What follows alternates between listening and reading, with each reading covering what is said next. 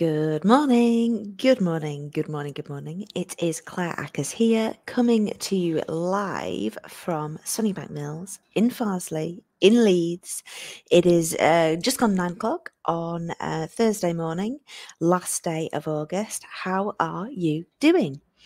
I hope you can hear me okay because for some inexplicable reason, the internet is not working in my office. So I am on my hotspot. So if you're watching me live, I'd really appreciate it if you could just let me know in the comments that you can see and hear me loud and clear.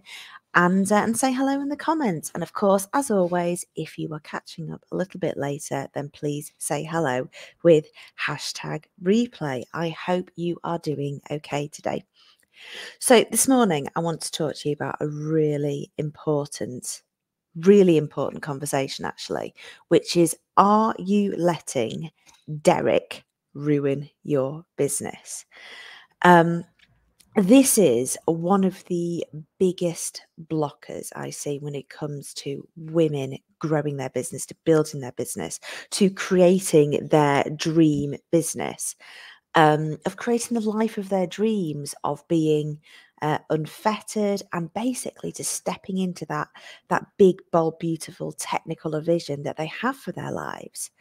It leads to them being apologetic, to being fettered as opposed to unfettered.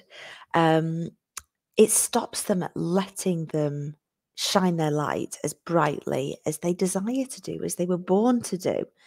And it is, of course, that fear that Derek is going to show up and troll you. So let me tell you the story of Derek and where this came from. So recently, a couple of months ago, I wrote an article on LinkedIn on the topic of imposter syndrome. And I have helped women and men as well, but mostly women, with imposter syndrome since 2007. So quite a while now. To date, through working one-to-one, through group courses, through workshops, through masterclasses, I have helped hundreds of people overcome their imposter syndrome. I've created a process for this. I've got a system. I've got a model. And in this article, I shared 8 case studies of clients that I've worked with, taking them through their particular brand of imposter syndrome, their origin story, where it came from, and shared how they overcame their imposter syndrome. I'm pretty confident that I can claim to be expert status at this stage on the topic of imposter syndrome. I'm pretty confident in what I'm saying. So I shared this article on LinkedIn, and Derek showed up to tell me I was wrong, that I had got my interpretation of imposter syndrome completely wrong. I didn't know what I was talking about, that I should go away and have a think before posting on the topic ever again, and essentially telling me to get back in my box. Now, Derek, or somebody like Derek, shows up pretty much every time I show up, every time I'm visible. So whether I'm posting, whether it's a podcast episode, whether it's a webinar, a masterclass, or an email, anything, there will always be a Derek who shows up to tell me why I'm wrong, or they don't like me, or, whatever it is. And to be really, really clear, I am not against free speech in the slightest. I very much subscribe to the Evelyn Hall quote of, I disapprove with what you say, but I will defend to the death your right to say that. It's all about free speech. I'm happy to debate with people. I'm happy to disagree with people. I totally accept that not everybody will resonate with what I say or how I say it or how I show up or my face. There are a lot of people out there who dislike me. That's okay. I'm 41. I can own that. But what I will not accept is bullying or trolling or the kind of keyboard warriors that just say mean things. These people who hide behind a keyboard and feel it is their right and their duty to be mean for the sake of it. What is that about? Um, and this is one of the biggest issues I see when it comes to women building their business. I shared the story of Derek with my Audacity course. I had a call later on the day that it happened, and I was able to share with the course what had happened. And it just so happened that we were doing the module on authentic visibility in Audacity. And it really, really struck a chord. And every single person in that room, every single woman in that room had that fear that if they showed up, if they said exactly what they wanted to say, that somebody was going to be mean to them. It's bonkers. It's absolutely bonkers, isn't it? But it's so, so common. So here's some examples from clients recently. See if you resonate with these. One was called a slut for sharing her opinion. One was called a rubbish mum for saying that she couldn't wait until the kids went back to school. One, somebody threatened to report her, not quite sure to who, but threatened to report her and get her business shut down for daring to send an email that this person had clicked a button to subscribe to. One had her appearance criticised on a video. You know, somebody took the time to tell her that her face was wrong. One had somebody making sexual comments on a video. Ugh, so unnecessary. And somebody else had a critical comment on a post that she'd made, but then this person actively went to get their mate to pile on as well, to start criticizing it and hijacking it and just being horrible. And it makes me so mad. It makes me so mad. And I find it quite triggering to talk about this stuff because it hurts. It is horrible to be on the receiving end of that kind of vitriol. And I fully expect to get a few messages about this video telling me I'm wrong and how dare I talk about this stuff. There are a lot of angry people out there, a lot of angry people, especially since COVID. And it really, really does take a lot of bravery and courage and vulnerability to put yourself out there and say what you really think and to try and grow a business. And there is always going to be a Derek who sees it as their duty to take you down a peg or two and try and put you in your place. A Derek who seems to be unable to just scroll on by or think, this post isn't for me.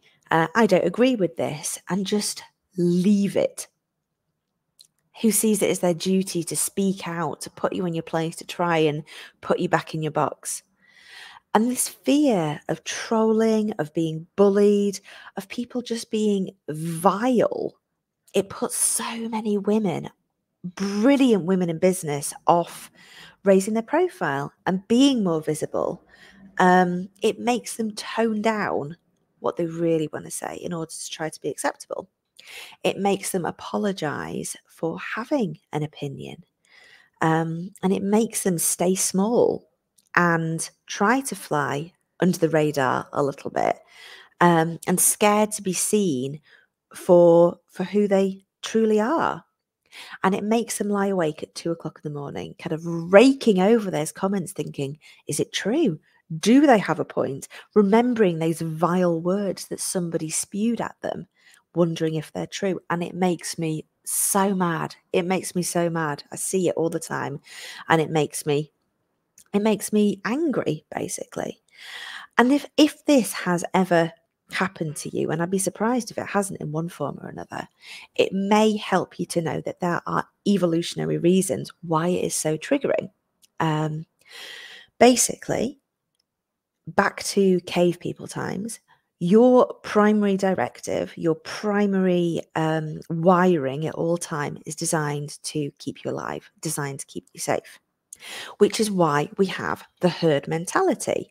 You are driven at all times to try and belong, to try and fit in, to have that safety of the tribe, of the herd.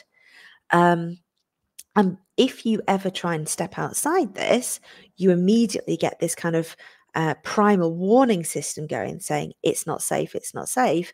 There is a saber-toothed tiger.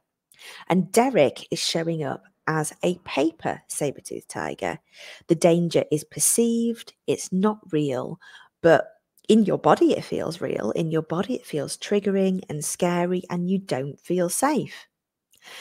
I've got a 13-year-old, almost 14-year-old daughter, and you can see this happening in adolescents particularly. They are driven by a herd mentality. Every decision is done by committee. What shall I wear? We've got a non-uniform day. Is what I'm going to say acceptable? Is it okay to like so-and-so?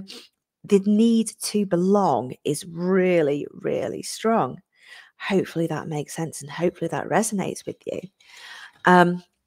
Okay, so what can you do about this? What can you do to acknowledge the Dereks out there, but show up regardless? Because that is what you're going to need to do if you want to build your business. So number one is accept there is always going to be a Derek. It's the price of being visible. There is always going to be someone out there who doesn't like what you say or how you say it, who doesn't like your face. Number two is accepting the idea that confidence isn't knowing that everybody likes you. It's being yourself regardless of who likes you, of having that bravery, that courage, that vulnerability to show up exactly as you are, regardless, and screw the Dereks. Number three is knowing how to get authentically visible. And I can help with this one. In a couple of weeks, from the 11th to the 15th of September, I am running a free visibility coaching series. It's for female entrepreneurs, for female founders, for female business leaders who want to learn to get authentically visible, to learn how to let their light shine unapologetically so that they attract the right people, so they can be seen by the right people at the right times and in the right places, unapologetically, unfettered, and learn how to connect with their voice and their mission so your light shines brightly, and stop playing small. This is the sixth time I'm going to run this coaching series, and I do not say this lightly, but lives change every time I do. And if you have ever been affected by a Derek, I want you to be there. I am going to help you. It is going to be awesome. There is a link to find out more and register in the notes for this conversation. Any questions at all, just ping me a message and reach out to me. And I would love to see you there. Thanks for being here. See you very soon.